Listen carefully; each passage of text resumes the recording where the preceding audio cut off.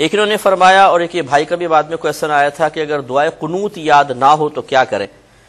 دیکھیں بہتر تو یہ ہوتا ہے کہ چونکہ یہ معصور دعائیں ہیں، یعنی نبی کریم صلی اللہ علیہ وسلم سے منقول دعائیں ہیں، ان کا پڑھنا افضل ہوتا ہے، برکت بھی بہت ہوتی ہے، کیونکہ یہ انتخابات رسول میں سے ہیں صلی اللہ علیہ وسلم، تو انہی کو پڑھنا چاہیے۔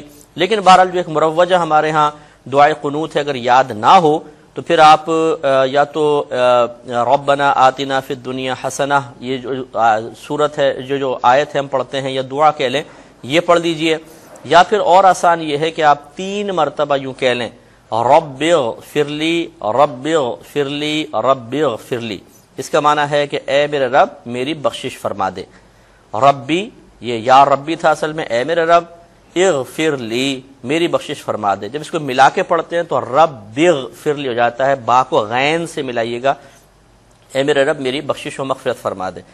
اردو میں نہیں کہیں گے، یہ 3 دفعہ عربک میں پڑھیں گے رب اغفر لی رب اغفر لی رب اغفر لی۔ بعض کتب میں لکھا ہے کہ 3 مرتبہ سورہ اخلاص پڑھ لی جائے تب بھی صحیح ہے، لیکن تحقیق یہی ہے کہ یہ صحیح نہیں ہے، سورہ اخلاص نہ پڑھیں بلکہ یہ 3 دفعہ رب اغفر لی پڑھ دیں، صحیح ہے۔